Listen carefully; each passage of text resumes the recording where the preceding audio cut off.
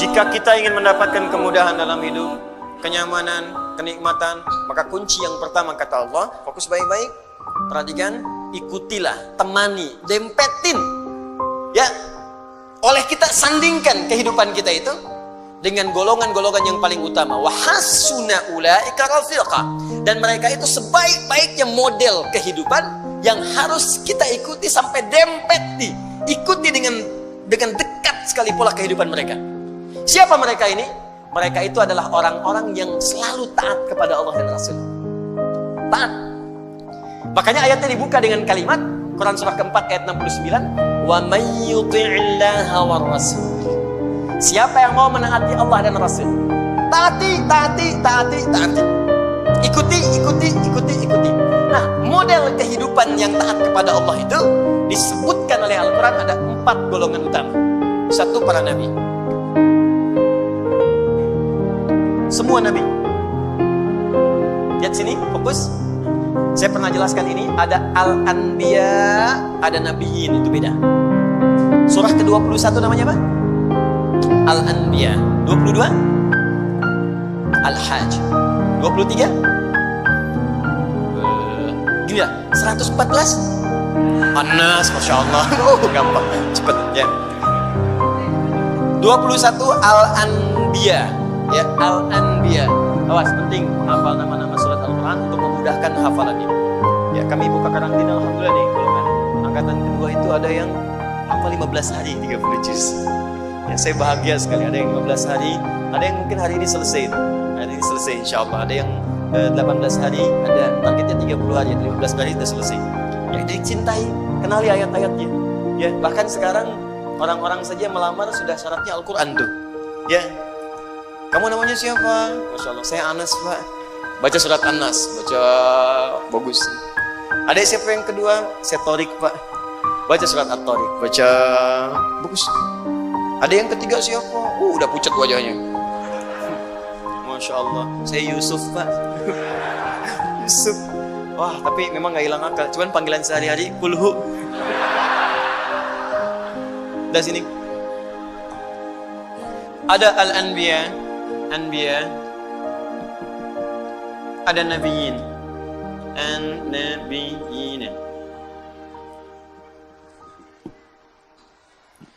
Kalau Anbiya, beberapa nabi. Karena itu di surah Al-Anbiya tidak dikisahkan semua nabi. Tapi kalau Nabiyin itu seluruh nabi. Dari Nabi Adam alaihissalam sampai Nabi Muhammad sallallahu alaihi wasallam.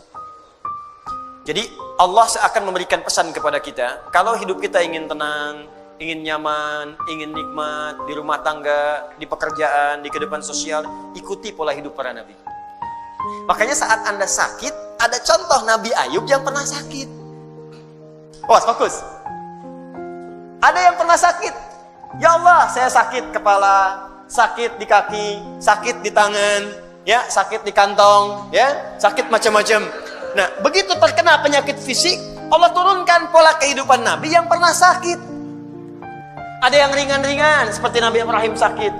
Bagaimana menikmati penyakit itu? Ini yang paling indah. Sakit tapi menikmatinya gitu. Kan kebanyakan orang sakit itu menghadirkan keluhan kan? Makanya dokter bertanya ketika pasien datang, keluhannya apa Pak? Keluhannya apa Bu? Tidak ada orang sakit mengeluh. Tapi kalau Anda paham rumus ini, sakit tapi menikmati sakitnya. Pernah nggak ada orang ke rumah sakit? Keluhannya apa? Oh, nggak ada, nikmat semuanya.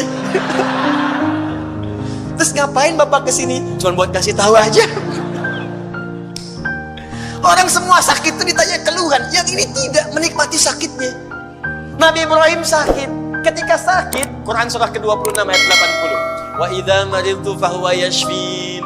Kalau saya sakit, pasti Allah sembuhkan. Gak ada keluhan. Allah, Engkau yang memberi saya makan, Engkau yang memberi saya minuman, Engkau yang menghidupkan saya, Engkau yang mewafatkan saya. Seperti Engkau menyehatkan saya dengan makanan dan minuman, saya sakit pun pasti Engkau sembuhkan. Gak ada keluhan yang keluhan. Yang dahsyat Nabi Ayub, ketika Anda berkata itu kan penyakit biasa Ustaz, tapi saya ini kena jantung, tapi kan masih hidup Bu. Kematian itu tidak ada hubungan dengan jantung. Kematian itu dengan ajal. Ada orang nggak sakit jantung pun kalau sudah tiba waktunya meninggal juga. Gitu. Tapi kan ginjal saya tidak berfungsi, tapi kan mata ibu berfungsi. Ya. Tapi kan telinga bapak berfungsi. Lisan kita berfungsi. Maka ketika ada orang mengeluhkan penyakitnya, Allah turunkan penyakit yang paling dahsyat yang pernah dialami oleh seorang nabi, yang tidak pernah dirasakan oleh orang sebelumnya dan tidak akan pernah dialami oleh orang setelahnya. Supaya nggak ada yang mengeluh lagi. Ketika mengeluh, Allah kemudian balikan. Ini aja nabi saya uji, dia nggak mengeluh. Kamu bukan nabi, kenapa mengeluh? Tapi kan dia nabi, ya Allah. Diturunkan ayatnya. Kalau ada orang yang bukan nabi pun mengikuti amalannya, maka saya akan berikan kenikmatan yang sama seperti dia mengalaminya. Maka turunlah Quran surah ke-21 ayat 83 sampai 84 itu. Wa ayyuba idz nada rabbahu anni massani yadurru wa anta arhamur rahimin. Kata Allah, "Hei, saya akan buka kisah Ayyub alaihissalam supaya kalian belajar." Ketika ia mulai bermohon kepada Allah, saat sakitnya mulai mengganggu dia untuk ibadah. Di saat sakitnya itu biasa, beliau nikmati aja. Nikmati, sholat ya sholat, ibadah ya ibadah, gak ada keluhan. Istrinya bertanya, "Papa, kenapa gak minta kepada Allah sembuhkan?" Kata suaminya, "Berapa lama kita sehat dan senang? 20 tahun. Berapa lama kita diuji dengan sakit dan begini? 7 tahun. Nanti aja, kalau sudah sakitnya sama dengan sehat 20 tahun, baru saya minta kepada Allah."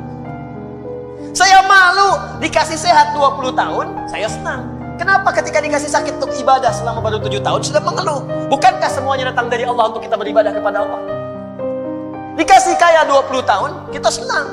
Diuji dengan fakir baru 7 tahun sudah mengeluh. Saya malu. Nanti aja kalau ujiannya sudah serupa. Jadi bagi Nabi Ayyub gak ada bedanya. Harta ada, gak ada harta, tetap ketaatan kepada Allah meningkat. Sakit dan sehat gak ada bedanya bagi beliau.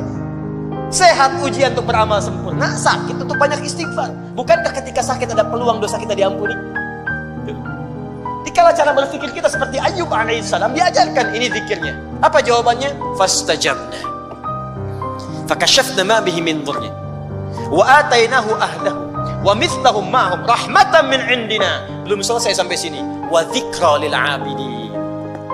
Ketika Nabi Ayyub alaihissalam bersabar dengan penyakitnya, beliau menikmatinya, dan ketika mulai mengganggu penyakitnya untuk ibadah, baru bermohon kepada Allah, "Ya Allah, penyakit ini sudah menghambat saya untuk ibadah." Jadi minta sembuh itu bukan sekedar minta sehat, supaya ibadahnya nggak keganggu. Di ketika sakit biasa saja, ketika ibadah terganggu baru minta sembuh. Tuh, "Ya Allah, kaki saya sakit." Jangankan kamu, banyak yang sakit kaki. "Ya Allah, sakit di kaki ini sudah mulai mengganggu saya untuk bisa ke masjid berjamaah." Begitu caranya. "Ya Allah, kepala saya sakit." Banyak yang sakit kepala. "Ya Allah, penyakit di kepala ini sudah mulai mengganggu saya untuk khusyuk berzikir kepadamu." Gitu caranya. Jadi begitu Anda menikmati itu untuk kepentingan ibadah, ditutup dengan kalimat wa dzikra lil 'abidin. Ini aku ingatkan untuk hamba-hambaku yang lain selain Ayyub. Jika kalian mengalami hal yang serupa, amalkan amalan seperti Ayyub merasakannya. Nabi, Anda berdagang, Anda bisnis, Anda bekerja, Anda berdakwah, Anda mengajar. Apa Anda kira akan mudah menyampaikan semua itu? Belum tentu. Kadang-kadang ada saingan. Anda yang ikut tender, mereka yang menang, padahal nggak ikutan sama sekali. Ada yang kemudian berusaha menyingkirkan, menyungkurkan. Ada yang mengajar juga, kadang-kadang ada yang menyoal. Bukan cuma Anda, bahkan ada seorang nabi namanya Yunus alaihissalam. Berdakwah, bekerja dengan baik, disoal oleh orang sampai diusir dari kampung. Masuk kemudian ke perahu, dilempar, ditelan ikan paus. Anda bayangkan, Anda masih hidup sampai sekarang, beliau di dalam perut ikan paus. Tapi kau masih bisa nikmat aja zikir. Idnada fil dhulumati, ya. Baca ayatnya wa dhannuni. Baca ayatnya 86 sampai 87-nya. Wa dhannuni idh dhahaba mughadiba, ya. Wa dhanna an lan naqdir alayhi. Fanada fil dhulumati alla ilaha illa anta subhanaka inni kuntu minadh dhalimin. Tadinya gelisah, enggak enak tuh. Ditelan dalam perut ikan paus. Kira-kira tuh di dalam perut ikan paus itu, maaf ya, terang atau gelap? Udah pernah masuk? Hah? Pengap atau nyaman? Ya, kita kebayangannya pasti pengap, sempit pengap. Dalam perut ikan yang sangat besar itu, sempit pengap. Tapi masih bisa berzikir kepada Allah. alla ilaha illa anta subhanaka inni kuntu minadh dhalimin, alla ilaha illa anta subhanaka inni kuntu minadh dhalimin, la ilaha illa anta subhanaka inni kuntu minadh dhalimin. Allahu akbar. Apa jawabannya? Fastajabna lah. Ya, wa najjaynahu minal gham. Perhatikan jawabannya. Tadi Nabi Yunus alaihissalam masuk ke dalam perut ikan paus. Tapi ketika dijawab doanya, jawabannya bukan mengeluarkan beliau dari perut ikan paus. Ya, kalau mau konsisten, fastajabna lahu wa najjaynahu minal hut. Kami jawab doanya, kami bebaskan dia dari perut ikan itu, kami keluarkan. Tapi yang terjadi adalah kalimatnya indah. Fanajjaynahu minal ghammi. Gham. Apa itu gham? Gham itu awan gelap yang menaungi. Gelap. Tiba-tiba gelap. Bahasa Spanyolnya puek. Udah siang, masih siang, udah gelap. Gelap. Fokus. Jadi ada ghamam, ada gham, itu beda. Kalau ghamam itu awan teduh yang menaungi. Ghamam. Al-Baqarah ayat 57. Wa dhallalna 'alaikumul ghamama wa anzalna 'alaikumul manna wassalwa. Paling kiri sebelah bawah. Ayo, mana Qurannya? Di ada ghamam, ada gham. Kalau gham itu awan gelap yang menaungi. Maksudnya ini bahasanya tinggi, bukan awannya. Tapi suasana gelap yang mencekam. Kadang kalau orang sedang ngelihat awan gelap, siang-siang gelap, perasaannya bagaimana? Gak enak ya? Gak enak, jalan gak enak, perasaan gak enak. Yang dimaksudkan di sini bahasa kiasan. Ada orang yang mengalami situasi yang gelap, bikin sesak, seperti Nabi Yunus berada di perut ikan paus. Suasana gelap, bikin sesak. Mungkin tidak harus masuk ke perut ikan. Anda ikut pekerjaan, tiba-tiba dijahili oleh orang. Anda yang difitnah, bukankah gelap? Pulang-pulang siang tapi sudah longlai. Nyampe rumah nggak ada senyum. Anda yang ikut ujian, begitu mau wisuda, ada nilai yang hilang belum sampai, tiba-tiba gelap. Anda yang sudah mau lamaran, besok mau nikah, tiba-tiba pasangan berubah keputusan. Gelap. Seketika akan gelap, ya Allah. Padahal situasi siang. Ya Allah, aku seperti tersambar halilintar. Padahal halilintar gak ada. Ya, makanya kalimat Qurannya indah.